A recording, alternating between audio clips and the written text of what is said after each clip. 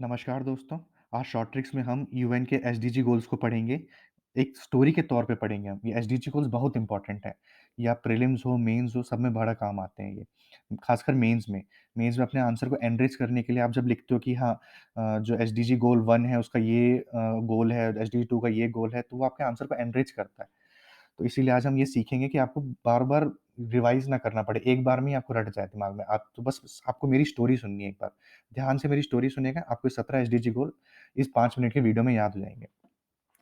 तो basically SDG गोल आए कब थे? 2015 में आए थे। तो 2000 तो हम थोड़ा बैक में जाना पड़ेगा। तो 2014 में बेसिकली जो यूएन बॉडी है, वो अपनी रिपोर्ट्स जितनी भी हैं ब्यूरोक्रेट से बनवाती है। तो 2014 की बात है, उन्होंने अपने ब्यूरोक्रेट्स को बुलाया।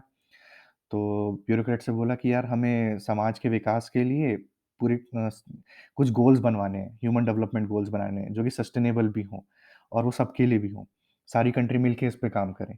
तो अब ब्यूरोक्रेट सोचने लगे, अरे यार ऐसा क्या बनाएँ हम? कैसे गोल्स बनाएँ? क्या करें? तो फिर उनने सोचा कि जो अमीर लोग हैं, उनको तो डेवलपमेंट की ज़रूरत है नहीं, उनके पास पहले से ही प्रॉस्पेरस है, उनके सब कुछ है, धन है, शोहरत है, सब कुछ है। तो उन्होंने सोचा कि अगर हम गरीब इंसान की तरह सोचें, क्या-क्या ज़रूरतें उसकी हैं, तब हम सस्टेनेबल डेवलपमेंट गोल बना सकते हैं, कि हम एक गरीब इंसान की ज़रूरत पूरी कर पाएँगे, तभी हम एक वो गोल अचीव कर पाएँगे, एक सस्टेनेबल डेवलपमेंट का, ह्यूमन डेवलपमेंट का। तो वो एक अपने आप को गरीब इंसान की तरह सोचते हैं कि एक गरीब इंसान है ज और उसके पास पैसा आ जाए तो वो क्या-क्या करेगा उस चीज़ से। तो ब्यूरोक्रेट्स ने अपने आप को गरीब इंसान माना और माना कि उनके पास एकदम से पैसे आ गए बहुत सारे। तो सबसे पहले जब गरीब इंसान के पैसे आ जाएँगे तो क्या करेगा? अपनी गरीबी हटाएगा, तो नो पॉवर्टी फर्स्ट पिलर को जो रिप्रेज़ेंट करता है। अब जब गरीबी हट गई तो सोचेगा कि मैं कुछ खाना भी खा लूँ, तो सेकंड पिलर क्या है? Zero hunger.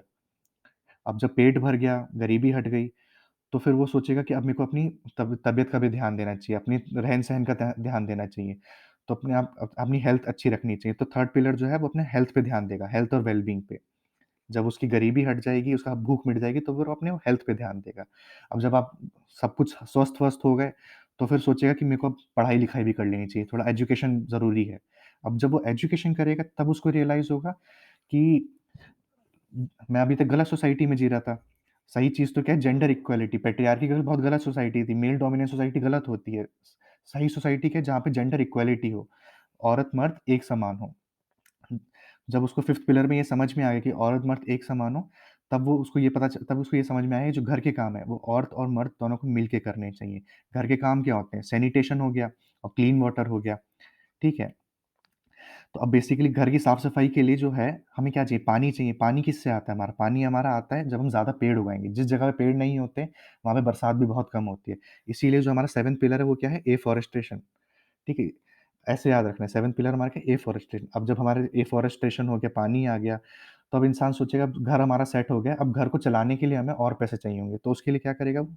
डिसेंट काम ढूँढेगा। तो डिसेंट वर्क जिससे उसमें उसकी इकोनॉमिक ग्रोथ होती रहे। तो ये हमारा 8th पिलर हो गया। ठीक है, एट्थ जब डिसेंट वर्क मिल गया उसको, इसकी इकोनॉमिक ग्रोथ हो रही है, तब वो क्या सोचेगा?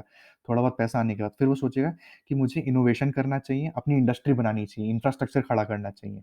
तो इसलिए हमारा जो 9th पिलर है वो इंडस्ट्री, इनोवेशन, इंफ्रास्ट्रक्चर है। अब जब इंडस्ट्री बन गई, इनोवेशन आ गया, इंफ्रास्ट्रक्चर हो गया उसमें, तब वो सोचेगा कि यार कि हम एक टीम की तरह काम करें। टीम की तरह कैसे काम कर सकते हो किसी इंडस्ट्री में? जब सारे लोगों को एक समान माने, कोई जात-पात ना हो, कोई क्लास सिस्टम ना हो, कोई अमीर-गरीब ना हो, कोई छुआ-छूत ना हो। तो इसलिए सोचा कि मैं अपनी कंपनी में इनइक्वालिटी रिड्यूस करूँगा, ठीक है? और आपको ऐसे भी जोड़ सकते हो, जब 5th वाला था, वो जेंडर इक्वालिटी था, उसी का डबल कर दो तो वो सबकी इक्वालिटी की बात कर रहा है, ठीक है? तो 10वां गोल क्या है? Reduce inequality. अब जब इनइक्वालिटी रिड्यूस हो गई, सब मिल-जुट के काम कर रहे हैं, तो बेसिकली फिर हम सोचेंगे कि जब हमारी फैक्ट्री में हम ऐसा कर सकते हैं, तो पूरी सिटी में भी कर सकते हैं। तो फिर वो सोचेगा सस्टेनेबल सिटीज़ और कम्युनिटीज़ बनानी चाहिए हमें ऐसे ही, जो मिल-जुल के काम करें, सस्टेनेबल यूज़ करें चीज़ों का। तो ये हमारा 11वां पिलर होता है। ऐसे ही फिर जब सस्टेनेबल सिटीज़ बन जाएँगी हमारी, तो सस्टेनेबल सिटीज़ बनाने के लिए हमें क्या करना होगा? तो बनाने के लिए हमें बेसिकली क्या है कि हमें रिस्पांसिबल कंज़म्पशन एंड प्रोडक्शन करना होगा। अगर हम लोग रिस्पांसिबली सामान यूज़ करेंगे और प्रोड्यूस करेंगे, तभी हम आगे जीवन चला पाएँगे, हमारा फ्यूचर चला पाएँगे। अगर सब कुछ हम अभी खर्च कर लेंगे तो फ्यूचर के लिए कुछ नहीं बचेगा, तो सस्टेनेबल रहेगा ही नहीं। तो सस्टेनेबल सिटीज़ बनाने के लिए मेन चीज़ क्या है? हमें रिस्पांसिबल कंज़म्पशन करना पड़ेगा। ये नहीं कि अमीर बहुत ज़्यादा यूज़ कर रहा है, गरीब को कुछ यूज़ करने को मिल ही नहीं रहा। तो सस्टेनेबल सिटीज़ के लिए हमें 12वें पिलर पे आना पड़ेगा, जो कि क्या है? Responsible consumption and production. But responsible consumption and production तो हो नहीं रहा। जब रिस्पॉन्सिबल कंज़म्पशन एंड प्रोडक्शन नहीं हो पा रहा है, तो फिर क्लाइमेट एक्शन होगा। क्लाइमेट एक्शन क्या? ग्लोबल वार्मिंग होगी, तो पानी गर्म होगा। समुद्र का पानी गर्म होगा, तो बेसिकली क्या है कि जो लाइफ़ बिलो वाटर है, 14 पिलर में लाइफ़ ऐसे याद रख सकते हो, लाइफ़ बिलो वाटर पे इफ़ेक्ट पड़ेगा ग्लोबल वार्मिंग का। क्लाइमेट एक्शन का असर सबसे पहले किस पे पड़ेगा?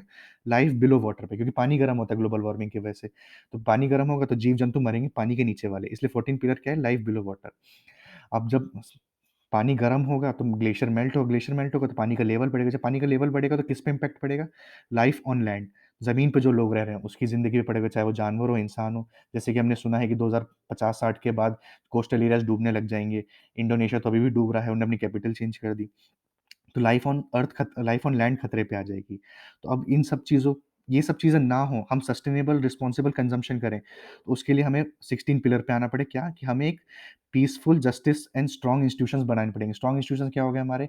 हमारा ये कैग का सिस्टम और हो गया, ईडी का सिस्टम हो गया, हमारा जुडिशरी हो गया, हमारा पुलिस सिस्टम हो गया, ब्यूरोक्रेट सिस्टम हो गया, ये हमें स्ट्रॉन्ग बनाना पड़ेगा, जो कि सोसाइटी में ध्यान रखे कि रिस्पॉन्सिबल कंज़म्पशन एंड प्रोडक्शन हो।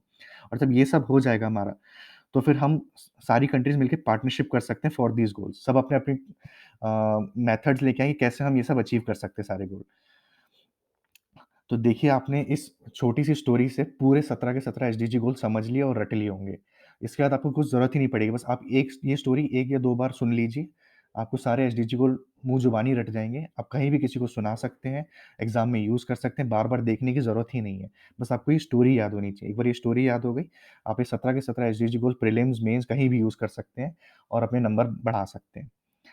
तो ऐसे ही अच्छे वीडियोज़ के लिए, शॉर्ट्स के लिए मुझे सब्सक्राइब कीजिए, लाइक कीजिए, फॉलो कीजिए। धन्यवाद।